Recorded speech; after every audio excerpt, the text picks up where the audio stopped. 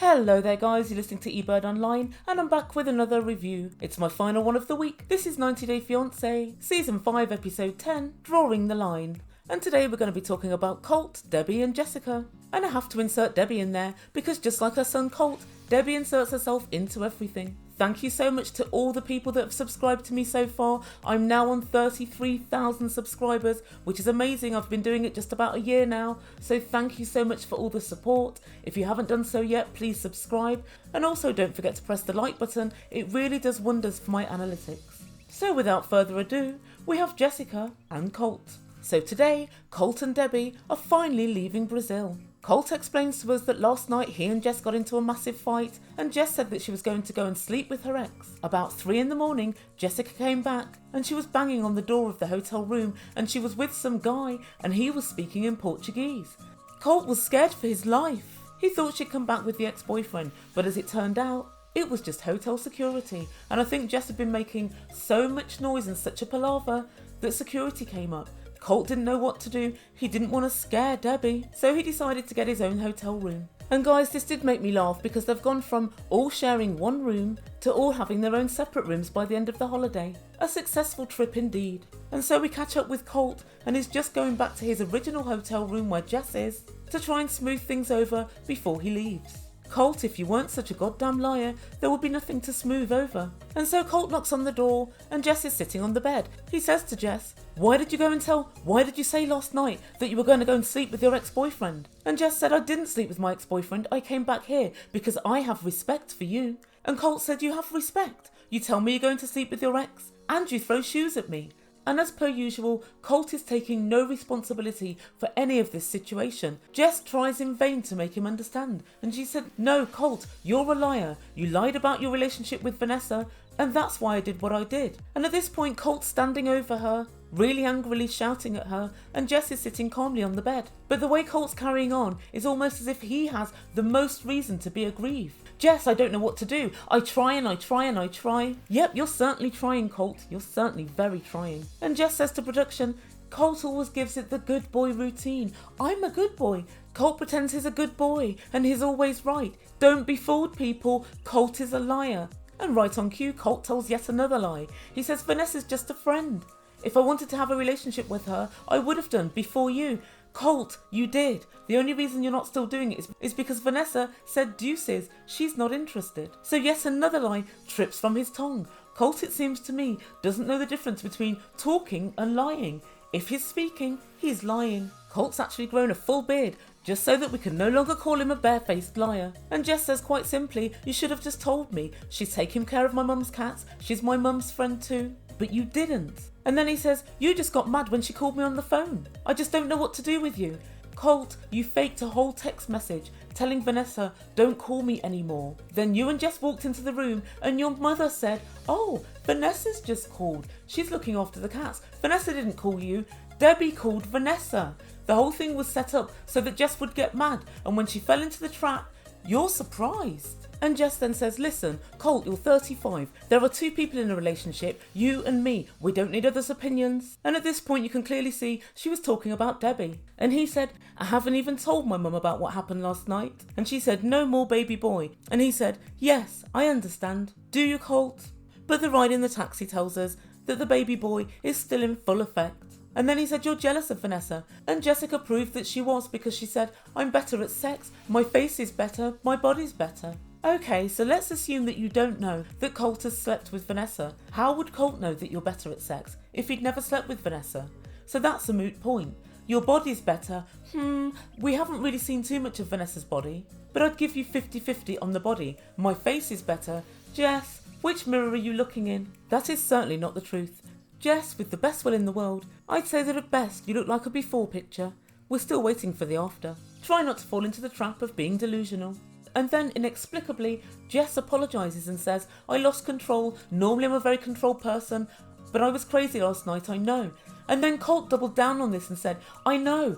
You're behaving just like Larissa. Yes, it is just like Larissa. You're an absolute wind-up, and then when the person pops off, you call them crazy. You really are a grade 1 gaslighter. And Colt said, is that just a Brazilian thing? No, Colt, it's a you lying thing. That's what it is. And so the two of them go downstairs and meet up in reception with Debbie. And then Colt said, my mother doesn't know anything that happened about last night. The last thing she saw was Jess shouting and screaming and storming out of the room because Vanessa looked after the cats. It's not because Vanessa looked after the cats, it's because you lied to her about the nature of your relationship with Vanessa. Get that through your thick skull. Oh my God, guys, if Colt ever admits that he's a liar, none of us are going to believe him. And Debbie doubles down on this. She said, I was really surprised to see Jess this morning and a little disappointed that they made things up. And if you guys remember on my last review, I pointed out that when Colt ran after Jess, Debbie said, damn, because she did not want them to patch it up. Her plot's been foiled. And then she said, Jess has got some real explaining to do. What's she going to explain, Debbie? How she fell hook, line and sinker into your little trap. That's all that happened as far as I'm concerned. And Debbie fixed the couple with one of her fake smiles.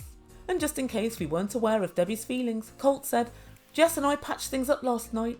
She's coming with us to the airport to see us off. Debbie said nothing and said, I see, right. She's not happy and she doesn't care who knows it. And so in the taxi, Debbie wastes absolutely no time in getting into it. She said, Jess, last night was not okay. You hurt Colt. Right, Debbie, because the argument was just one way. Jess tries as hard as she can to pretty much ignore her. But then finally she said, no, Colt lied, Debbie.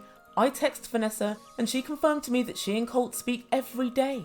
But Debbie didn't miss a beat. Debbie just said, well, he didn't lie to you. He just didn't tell you. Debbie, you're not in receipt of the facts, so why are you running your mouth? He created a whole fake text message chain between them. And Colt, for his part, doesn't confirm anything and doesn't say, yeah, I didn't quite tell the truth. Colt just sits there, like the good little boy, just saying nothing. And proving that she just wants to cause trouble, Debbie continued, what did you say to Vanessa? Did you call her a bitch and did you cuss her out the same as you cussed me out last night? And Jess looked puzzled. And she said, no, I didn't swear at you at all, Debbie. I swore about Vanessa.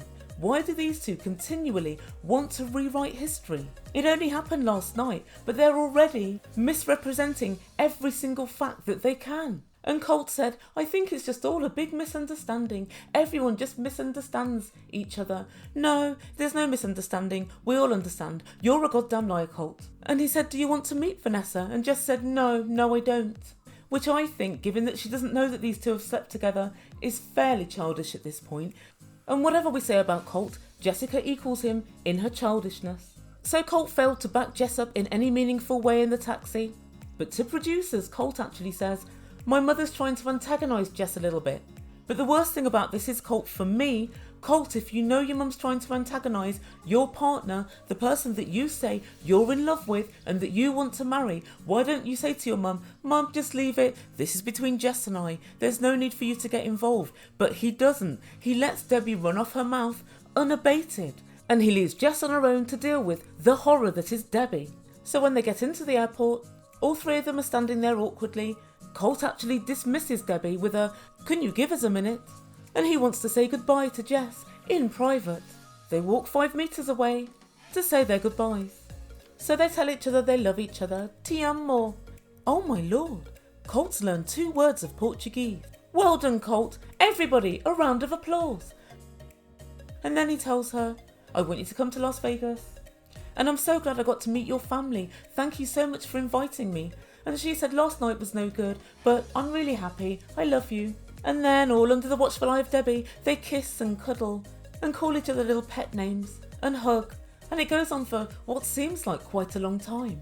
And I pretty much think that Jess is enjoying this because she knows that Debbie is staring daggers into them as she watches this little display of love. And the whole time Debbie's saying, don't propose, under her breath. For what it's worth, Debbie, it doesn't matter even if they do, for the simple fact that whether he gets married to someone or not, you'll be on hand to rip their relationship apart with your bare hands and mop up the pieces at your leisure. And Colt says, I really love Jess, I think she's the right girl for me. And Debbie says, I really hate Jess, she's not the right girl for Colt. I wonder who'll win that argument. And Jess tells us, there's just one more chance for Colt. I don't know if he's going to continue to lie, but I'm going to give him one more chance because I love him. Oh Jess, there's no fool like an old fool, and that's where we leave things for this week. So as you guys probably already know, these two are no longer together, and I'm not sure if all of this let's meet in Las Vegas is for the cameras. I pretty much felt that Jess was absolutely done with Colt the day before, and it's surprising how quickly they managed to patch it all up. And I also think that if Jess thinks for 1 second Colt's going to stop the habit of a lifetime and stop lying to girls, she's very, very mistaken. Remember when Larissa said something along the lines of, he's a geeky whore?